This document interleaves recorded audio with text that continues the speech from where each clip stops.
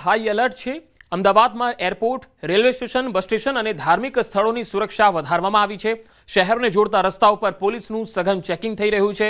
પબ્લિકની અવરજવરવાળા વિસ્તારોમાં પોલીસ બંદોબસ્ત ગોઠવવામાં આવ્યો છે।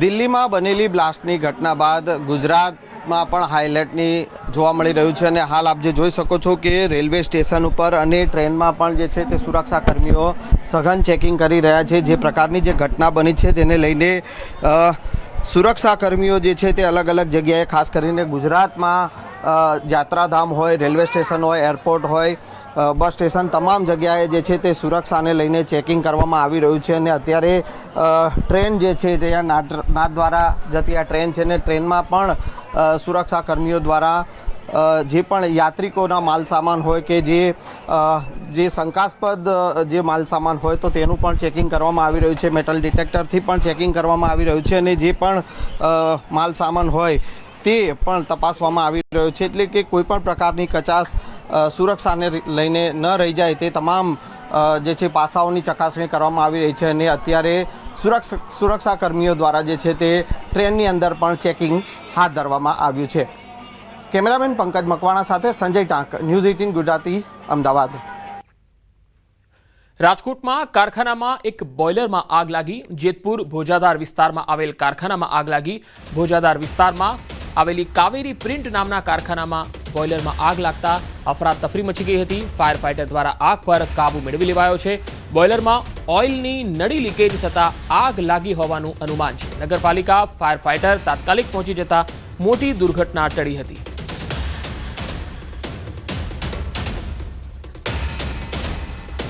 કારખાનામાં બોઇલરમાં આગ લાગી, ફાયર ફાઇટર તાત્કાલિક પહોંચતા મોટી દુર્ઘટના ટળી ગઈ હતી। જેતપુર ભોજાદાર વિસ્તારમાં એક કારખાનામાં આગ લાગી હતી, જેની તસવીરો આવી રહી છે। ફાયર ફાઇટર દ્વારા આગ પર કાબુ મેળવી લેવાયો છે। આ આગ કયા કારણોસર લાગી તે સ્પષ્ટ કારણ સામે આવી શક્યું નથી। જો કે બોઇલરમાં ઓઇલની નળી લીકેજ થતા આગ લાગી હોવાનું અનુમાન છે। નગરપાલિકા ફાયર ફાઇટર તાત્કાલિક પહોંચી જતા મોટી દુર્ઘટના ટળી હતી। તસવીરોમાં તમે જોઈ શકો છો જેતપુર ભોજાદાર વિસ્તારના દ્રશ્યો, જ્યાં કારખાનું આવેલું છે અને અહીંયા બોઇલરમાં આગ લાગી હતી અને આગ લાગતા જ અફરાતફરી મચી હતી। આ કાવેરી પ્રિન્ટ નામનું આ કારખાનું છે, જ્યાંના બોઇલરમાં અચાનક આગ લાગતા જ અફરાતફરી મચી હતી। આગ ધીરે ધીરે વિકરાળ બની હતી। રાજકોટ શહેરના નાના મવા આરોગ્ય કેન્દ્ર પર મહિલા આરોગ્ય કર્મચારી રસીકરણ દરમિયાન વિડીયો કોલમાં વાતચીત કરતી હોય તે પ્રકારે વિડીયો સોશિયલ મીડિયામાં વાયરલ થયો, જે બાદ રાજકોટ મહાનગરપાલિકાના આરોગ્ય અધિકારી ડોક્ટર જયેશ વાકાણીનુમ નિવેદન આપ્યું હતું। તેમણે કહ્યું કે આ ઘટનાને પ્રાથમિક દ્રષ્ટિએ બેદરકારી ગણી છે અને સમગ્ર મામલે 3 ઉચ્ચ અધિકારીઓની તપાસ કમિટીની રચના કરાઈ છે। કમિટી રિપોર્ટના આધારે મહિલા કર્મચારી સામે શિક્ષાત્મક પગલાં લેવાશે।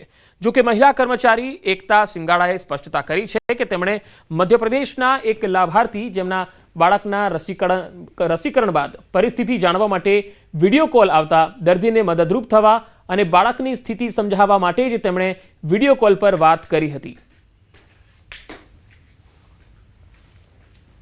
રસીકરણની કામગીરી ખૂબ આવશ્યક અને એસેન્શિયલ કામગીરી કહી શકાય અને રસીકરણની કામગીરી દરમિયાન વિડીયો કોલ ઉપર વાત કરવી કે ઓડિયો કોલ ઉપર વાત કરવી એ તો સહેજ પણ સ્વીકાર્ય નથી।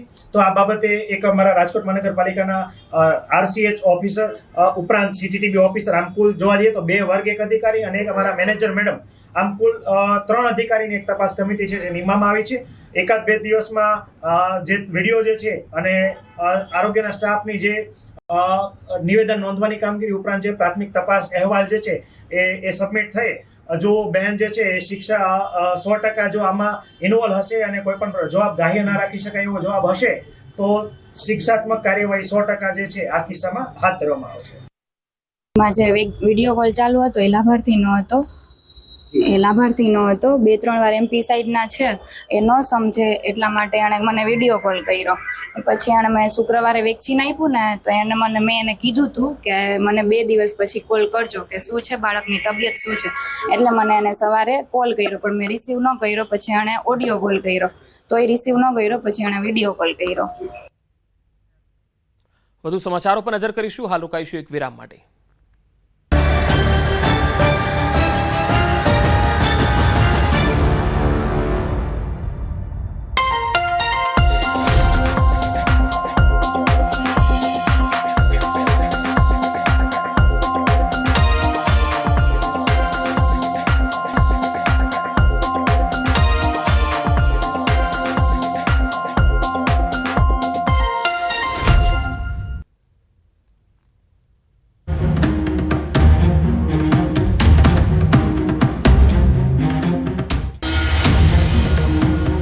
શાહ પહોંચ્યા છે ઘાયલોને મળવા માટે. લાલ કિલ્લા પાસે વિસ્ફોટ બાદ તેઓ હોસ્પિટલ પહોંચ્યા છે.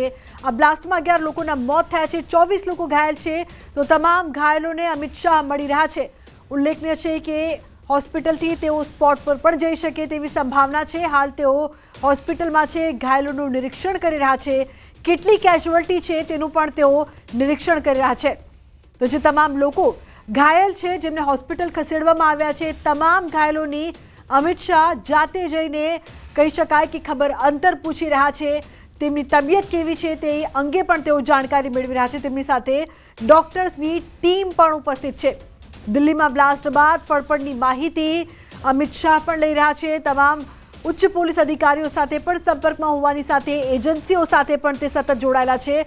હાલ તેઓ તમામની ખબર અંતર પૂછતા જોવા મળી રહ્યા છે. હોસ્પિટલ પહોંચ્યા છે અમિત શાહ. જે લોકો ઘાયલ છે તેમને તેઓ મળી રહ્યા છે. LNG હોસ્પિટલમાં હાલ અમિત શાહ ઘાયલોને મળી રહ્યા છે. ઇજાગ્રસ્તો સાથે તેઓ મુલાકાત કરી રહ્યા છે. ખૂબ જ મોટો અને પ્રચંડ બ્લાસ્ટ હતો. અધિકારીઓ સાથે પણ અમિત શાહે ચર્ચા કરી.